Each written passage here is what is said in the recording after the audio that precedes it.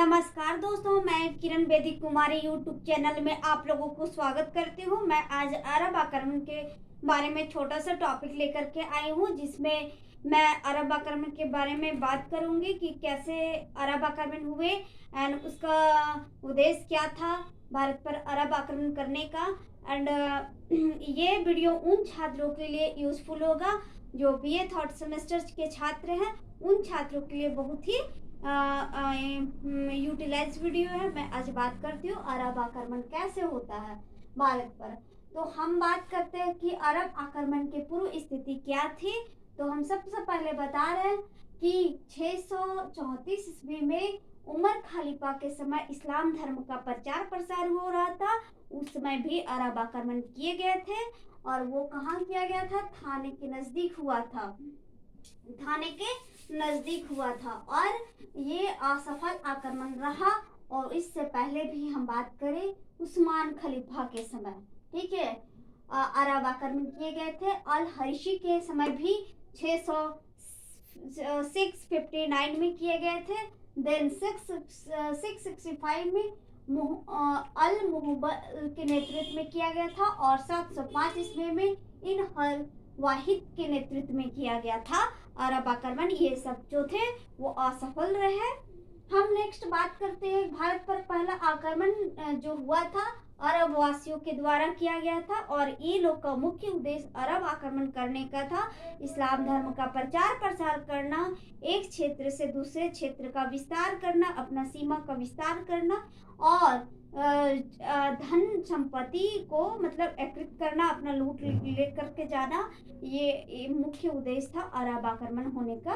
Next बात करते हैं कि अरब आक्रमण के सफल और असफल आक्रमण कैसे रहे और किसके नेतृत्व में कौन सा आक्रमण कैसे हुआ। इसका इंटरेस्टिंग वीडियो हम बात करेंगे, इंटरेस्टिंग स्टोरी के बारे में बात करेंगे। सबसे पहले हम बात करते हैं कि अरब आक्रमण सबसे पहला जो सफल आक्रमण जो असफल आक्रमण रहा वो स्थल मार्ग के द्वारा और किसके नेतृत्व में? अब्दुल्ला के नेतृत्व में किया गया था।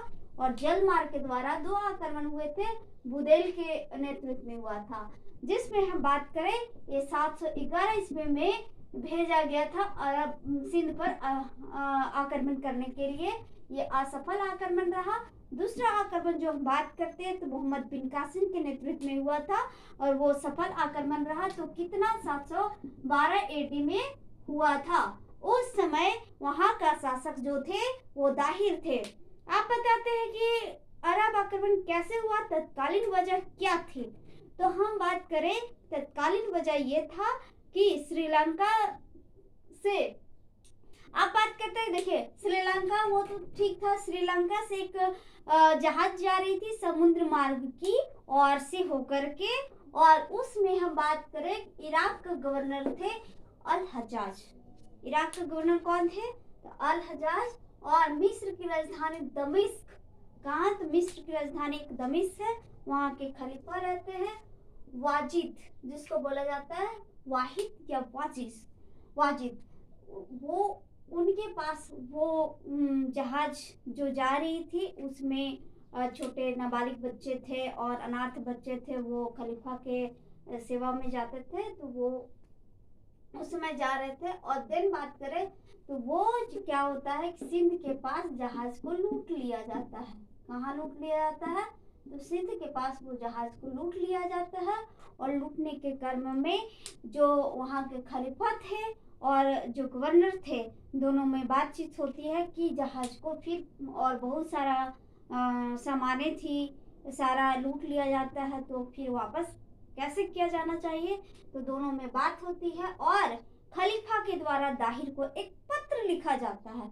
उस पत्र में क्या लिखा जाता है कि मेरी जो सामानें थी वो सिंध के क्षेत्र में लूट लिया गया है, वो मुझे वापस चाहिए।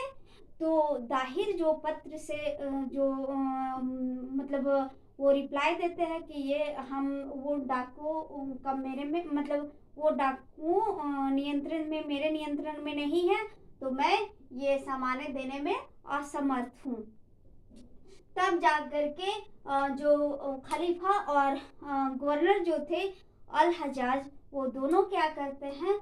आपस में सहमति से मतलब बोलते हैं कि गवर्नर है जो बोलते हैं कि इस मतलब दाहिर पर आक्रमण किया जाए, जिससे हमें सामान और क्षेत्र दोनों मतलब सामान मिल जाएगी। तो जिसकी वजह से अल हजाज के नेतृत्व में अरब आक्रमण, फर्स्ट अरब आक्रमण जल स्थल मार्ग के द्वारा और जल मार्ग के द्वारा, दोनों के द्वारा अरब आक्रमण किए जाते हैं। तो कहाँ पे? सबसे पहले मकरान में। कहाँ पे? मकरान में अब्दुल्ला के नेतृत्व में होता है स्थल मार्ग के द्वारा, और जल मार्ग के द्वारा होता है बुदेल के नेतृत्व में। मगर दोनों क्या होते हैं कि हार जाते हैं। ये 711 एडी में जाते हैं आक्रमण करने, तो हार कर पुनः वापस जाते हैं। वो हार जाते हैं तो अल हजाज जब ये समाचार सुनते ही उनको दुखी पहुंचती है और बोलते हैं कि अगर हम खलीफा को ये बात बता दिया जाए तो पता चलता है कि खलीफा उसको दंडित करेंगे। तो दूसरा, इसलिए अपना योग सेनापति मोहम्मद बिन कासिम को भेजते हैं। वो एक तरह से दामाद थे। 17 वर्ष की उम्र में वो मतलब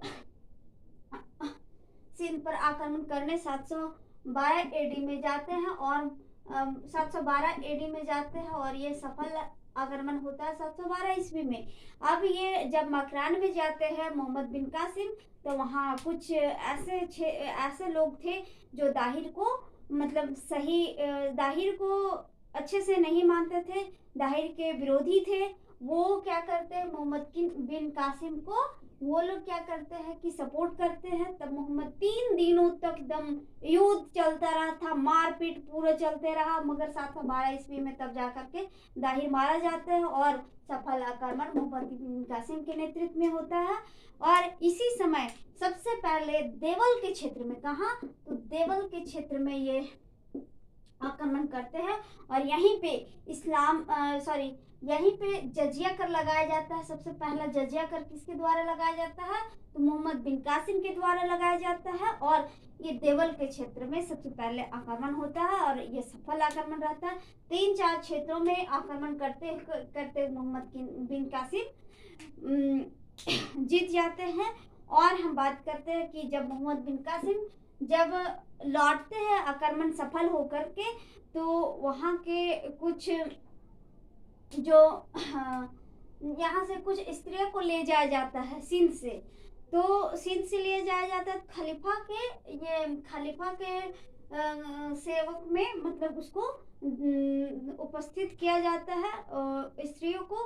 तो वो लोग क्या करती है कि खलीफा के साथ थोड़ा झूठ बोलती है और पता चलता है कि उसके वजह से मोहम्मद बिन कासिम को उसको मतलब मृत्युदंड दिया जाता है। और जय हिंद दोस्तों, मैं फिर नेक्स्ट वीडियो में बात करूंगी कि अरब आक्रमण का कारण क्या थे, प्रभाव क्या थे, इसके बारे में मैं बात करूंगी। तो आज का वीडियो अच्छा लगा होगा तो आप लोग शेयर कर सकते हैं, कमेंट कर सकते हैं। जय हिंद दोस्तों।